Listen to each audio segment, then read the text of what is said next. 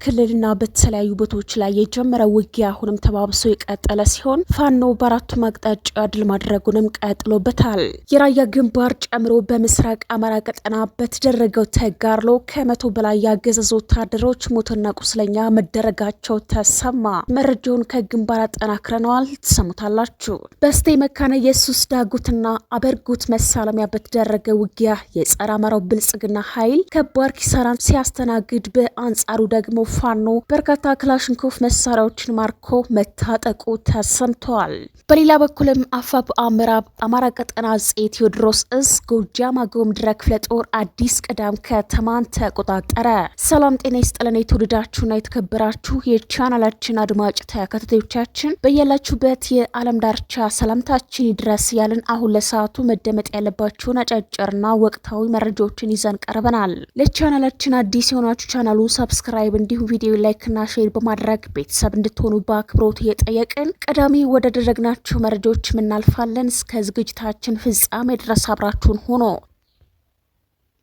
በራያ ግንባር በመቶዎች የሚቆጠሩ የፋሽስቱ አገዛዝ ሰራዊት ሙትና ቁስለኛ ሆኗል። በዚህም ቆቦ ሆስፒታልና ቆቦ ጤና ጣቢያ የህዝብ አገልግሎት ዝግ ሆኖ ውሏል። አፋብአ ሚኒሊክ እዝ በበርካታ ቀጠናዎች ከፋሽስቱ አገዛዝ ብልጽግና ሰራዊት ጋር ከባድ ትንቅንቅ እያደረገ የተለመደውን ድል እያስመዘገበ ነው። የሚኒሊክ እዝ አምስቱም ኮሮችና የእዙ ልዩ ዘመቻ እንዲሁም በመደራጀት ላይ ያሉ አሃዶች ከፋሽስቱ አገዛዝ ብልጽግና ሰራዊት ጋር ከባድ ትንቅንቅና ተጋርሎ እያደረጉ አመርቂ ድል እያስመዘገቡ ይገኛል። በዘመቻ አርበኛ ደም አሊ አባናደው በርካታ ሰራዊቱና አመራሩ የተመታበት ጠላት ለክፉ ቀን ብሎ ያስቀመጠውን ብዛት ያለው ሰራዊቱን የኦሮሚያ ብልጽግና ልዩ ኃይልን ጨምሮ በማስገባት የተወሰደበትን ወታደራዊና ፖለቲካዊ ብሎም ዲፕሎማሲያዊ የበላይነት ለመቀልበስ ማጥቃት እያደረገ ቢሆንም በሚኒሊክ እዝ አናብስቶቹ በአግባቡ ተመክተው በርካታ ሰራዊቱም የተመታበት ብሎም እየኮበለለበት ይገኛል። ከዚህ ጋር ተያይዞም በትላንትናው ዕለት ማለዳ ጀምሮ ከ6 በላይ ግንባሮች ላይ ከባድ ትንቅንቅ በማድረግ አመርቂ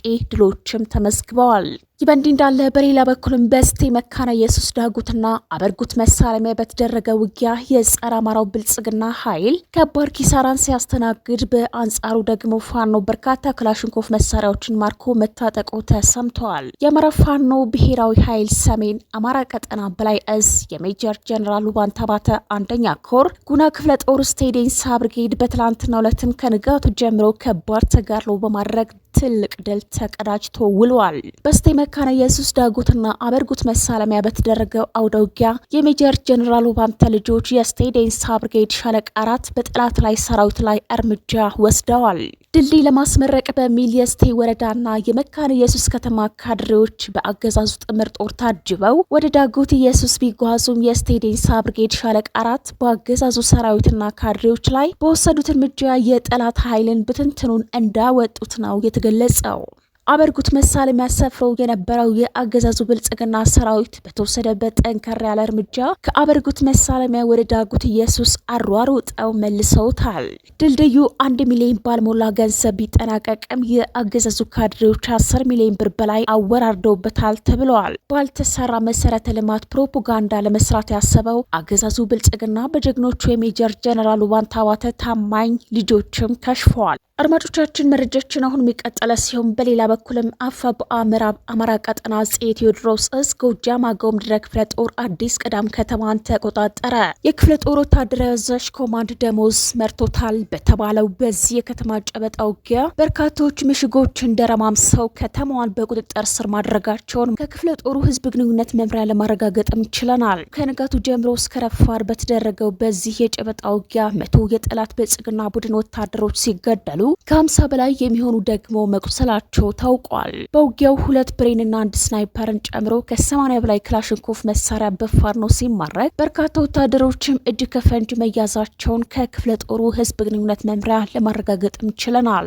የጸረ አማራው አገዛዝ ተላላኪ የሆነው ራሱን ጥምር ጦር እያለ የሚጠራው ታጣቂ ኃይል ሞርተር ዙ 23 እና ብረት ለበስ ታንክ ፔምፔ እንዲሁም ዲሽቃ ታጥቆ የፋኖ ግስጋሴ ለመግታት የሞከረ ቢሆንም ነገር ግን ከባድ ኪሳራን አስተናግዷል አስተናግዶ ወደ ሙትና ቁስለኛውን ማንሳት እስኪያቅተው ድረስ ብትንትኑ ወጥቷል ተብለዋል።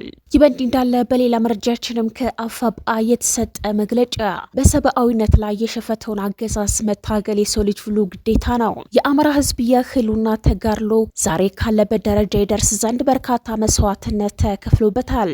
አገዛዙ አረመኔነትን፣ አውሬነትንና ዓለም አቀፍ አሸባሪነትን ተላብሶ ባካሄደው የዘር ማጥፋት ወንጀል ንጹሐንን በአሰቃቂ ሁኔታ ገድለዋል። የሟቾችን አስከሬን በእሳት አቃጥሏል። አካላቸውን ቆራርጠዋል። የሃይማኖት ተቋማትን ምሽግ በማድረግ አርክሰዋል። በአጠቃላይ የአማራ ህዝብ ላይ የሽብር ተግባርነትን መፈጸም አንደኛው የጦርነት ስልት አድርጎ ቆይተዋል። ጥቅምት 2 ቀን ምዕራብ ጎጃም ማንኩሳ አካባቢ ከጠላት ጋር በተደረገው የተኩስ ልውውጥ ቀላል ጉዳት ደርሶባት የአገዛዙ ሰራዊት እጅ የወደቀችው የ19 ዓመቷ ፋኒት በአለም ዋሴ ላይ ተመሳሳይ ድርጊት ተፈጽሞባታል።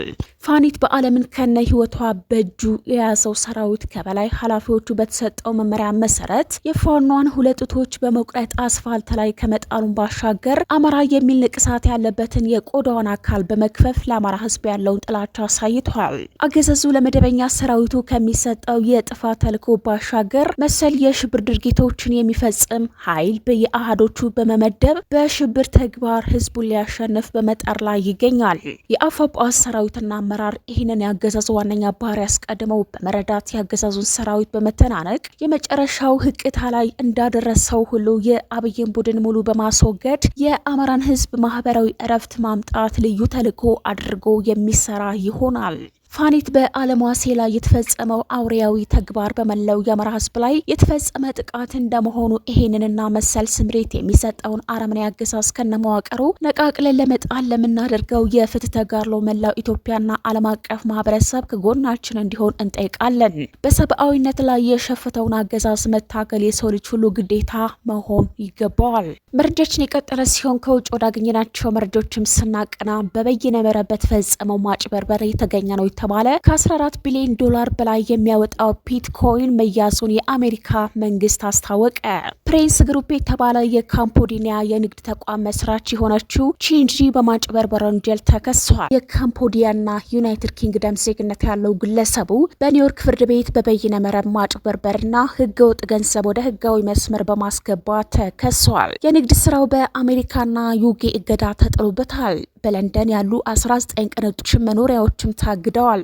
ከመኖሪያቸው አንደኛው 133 ሚሊዮን ዶላር ያወጣል። ቢቢሲ ከፕሬስ ግሩፕ ምላሽ ለማግኘት ያደረገው ጥረት አልተሳካም።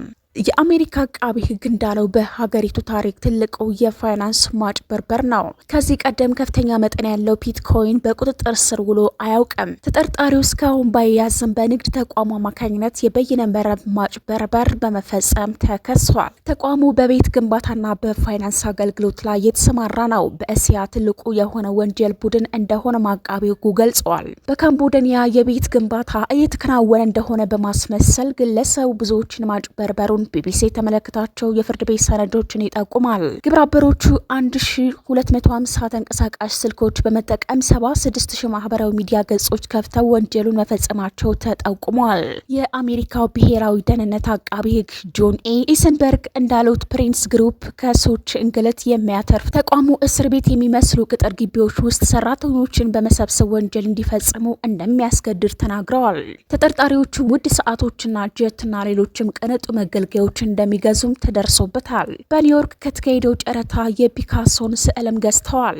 ጂኤንጂ ጥፋተኛ ሆኖ ከተገኘ እስከ 40 ዓመት የሚደርሱ ጽኑ እስራት ሊፈረድበት ይችላል። ግለሰቡ በማዕከላዊ ለንደን 100 ሚሊዮን ፓውንድ የሚያወጣ ቢሮ ያለው ሲሆን በመኖሪያ ቤቶች አንደኛው 12 ሚሊዮን ፓውንድ ይገመታል። ፕሬንስ ግሩፕ የወንጀል ቡድን ነው ተብሎ በአሜሪካ ታግዷል። የዩኬ የውጭ ጉዳይ ኃላፊነት የቤት ኩፐር የሚስኪን ሰዎችን ህይወት አመሰቃቅሏል ብለዋል።